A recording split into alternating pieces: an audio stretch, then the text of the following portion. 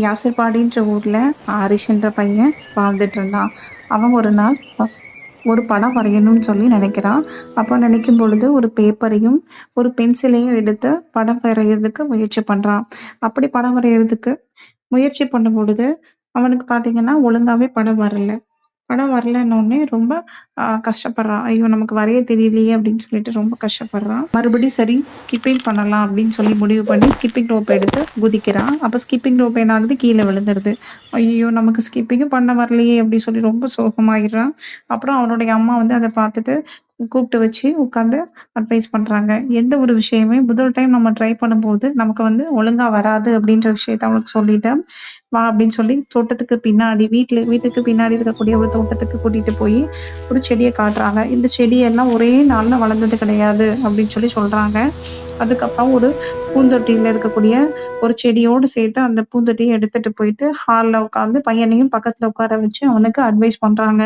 இந்த செடி வந்து தண்ணி ஊத்த ஊத்த நாளுக்கு நாள் வளர்ந்துட்டே போகும். அதுபோல நீ டெய்லி பிராக்டிஸ் பண்ணும்போது உனக்கு என்ன ஆகும் அப்படின்னா, நல்லா ட்ரா பண்றதுக்கு வந்து வரும். நல்லா வரையறதுக்கு வரும் அப்படின்னு சொல்லி அம்மா வந்து அறிவுரை சொல்றாங்க.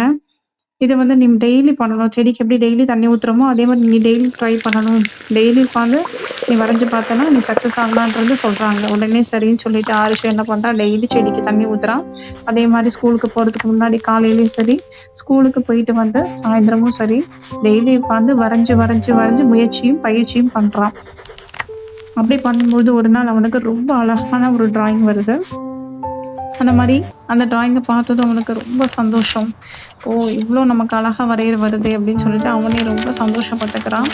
அதுக்கப்புறம் ஃபைனலா வந்து ஒரு நாள் வந்து வரைஞ்சு பார்க்கும்பொழுது அவனோட டிராயிங் வந்து அவனுக்கே ரொம்ப புடிச்சு போயிடுது. ரொம்ப நேர்த்தியாவும், அழகாவும் இருக்கு.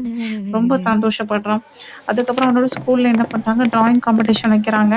சரின்னு அந்த டிராயிங் காம்படிஷன்ல அவன் கலந்துக்கிறான். அதுலயும் ரொம்பவே பெஸ்ட்டா பண்றான். அந்த Congratulations, அவன் Arun. வரைஞ்ச You ஒரு டிராயிங் really வந்து ரொம்ப deserve this நேர்த்தியாவும், first place அழகாவும் இருக்கு. award. அதனால அவனுக்கு ஃபர்ஸ்ட் பிரைஸ் Wow. கிடைக்குது. ரொம்ப I didn't expect சந்தோஷப்படுறான். this கிளாஸ் at ரூம்ல all. எல்லாரும் கிளாப் பண்றாங்க. உடனே வீட்டுக்கு வந்து சாயந்தரம் அம்மா ஓடி வந்து கட்டி பிடிச்சுக்கிறான். அம்மாவுக்கு ரொம்ப ஆனந்த கண்ணீர் விடுறாங்க. ரொம்ப சந்தோஷப்படுறாங்க. நாமளும் அதே மாதிரி நம்ம எழுத தெரியாது, படிக்க தெரியாது, வரைய தெரியாது அப்படின்னு நினைக்காம, அத டெய்லி நம்ம வந்து பிராக்டிஸ் பண்ணும்பொழுது, நீங்களும் உங்களோட வாழ்க்கையில ஆரிஷ் மாதிரி வெற்றி பெறலாம். இத ஃபாலோ பண்ணுங்க. Thank you.